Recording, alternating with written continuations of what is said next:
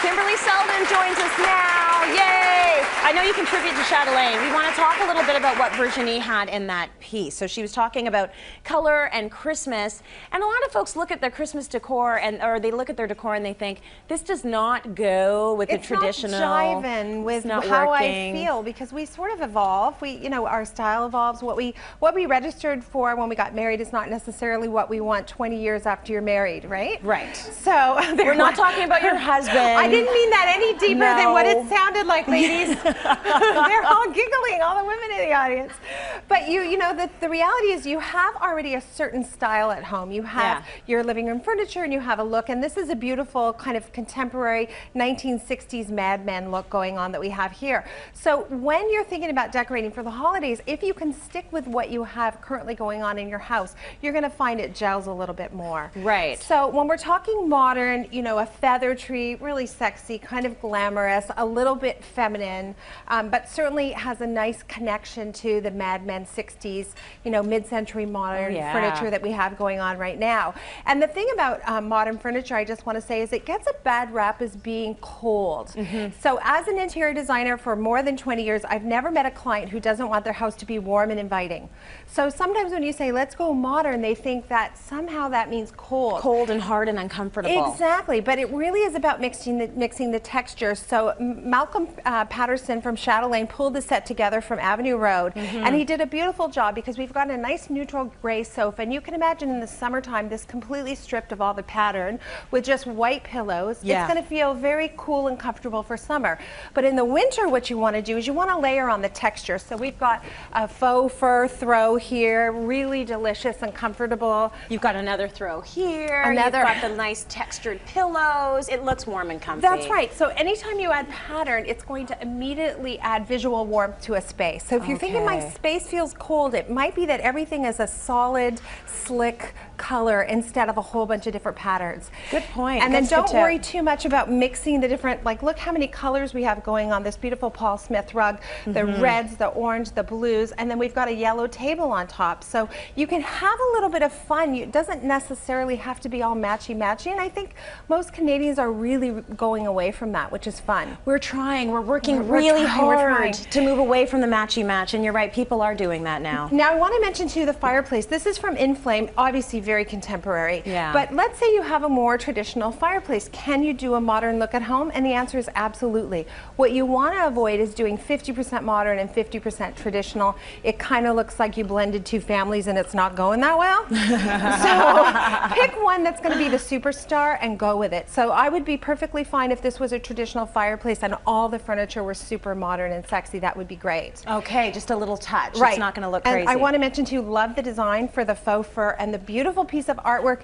And you know what? Think about moving your artwork around. Artwork is a big investment. It's really hot. This is super hot. So before I burst into flames, I'm going to step out. But artwork's a big investment. And what I love about this is how it's off-center to the fireplace. So if you're thinking of contemporary and modern, you don't necessarily have to conform to that one piece over the fireplace. That, I think, really pulls the horizontal, which is a big motif in modern design. It's beautiful. Malcolm did a great job. Yeah, I love it. He's lovely. Okay, let's talk more about color. So as I was saying, you don't have to go with the traditional colors. People are going purple, they're going fuchsia, they're going green, avocado, citrus, lime. It's madness out there. It's total madness, but I love it though, because Christmas still looks colorful and fun and happy, but it doesn't necessarily have to be traditional. Well, it's one of those times where as an interior designer we're fairly disciplined, but this is one of those times you can kind of break out of the box. And I'll start over here with blue and orange.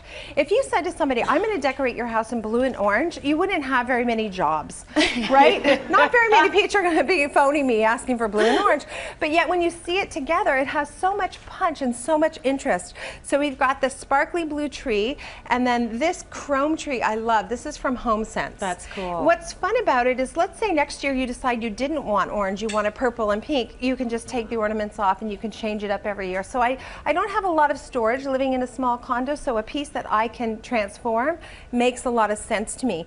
And then also think about the collections that you own. I know there's been a lot of downplaying of collections because we want everything perfect, but the reality is I bought this when I was in Japan. I don't know if you can see the pattern there, but It's a piece that I absolutely love, and it doesn't have orange, but it's got the blue. So feel free to pull in something that you bought on a trip and make that part of whatever display you're creating for the holidays. Yeah, very nice. I like that. Okay, so now let's talk purple. I bet you like this one, right? I do. Because this is very glamorous. Is very big, and it's been big in fashion for a while, and folks do love to go back there for their decor as well. They absolutely do. Now, what's interesting about this is a black garland. So you don't necessarily see those very often, but to me, this is very elegant.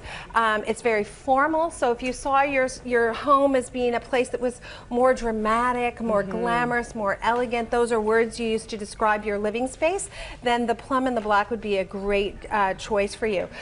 Now, obviously, the plum is going to mix really well with the silver, but it will also mix well with gold.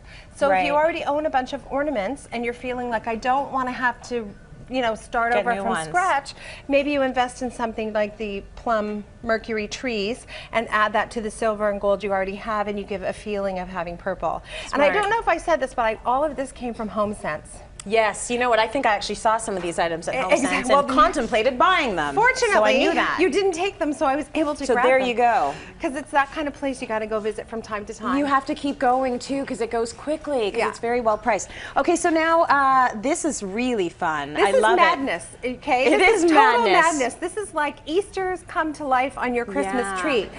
But when you have young children, they love this. Yeah. And if you're at that stage and you're just like, you know what, I love color, I need more color in my life, it's so fun to mix it up. So what we did is we took a plain white wreath, and you might have an artificial wreath from last year that had some red balls on it. Take them off. They're usually just wired on there. And then each of these is wired onto the wreath, just with a plain wire just tied around. Oh yeah, little twist ties. Yeah, that's smart. Don't glue it, because then you're stuck with it. But if you twist tie it, then again, 2 years from now, if you decide you're tired of that, you can take it all off and do all red and green and make it more traditional. So when you're talking about getting a lot of color in your life, don't chicken out, because that's what happens. We go, I'm going to go crazy with color, and then we go a little way, and then we get scared, and we add all this neutral in, and so we ruin the idea. The holidays, it's one time, just go crazy. If it's not your best look ever, forget about it till next year. There's always next year. There's always next year, and nobody likes a tired host. No, that's very true. No one wants to come to your house when you're tired and bitter. So do what you can and forget the rest. That's a good rule about it, my friend.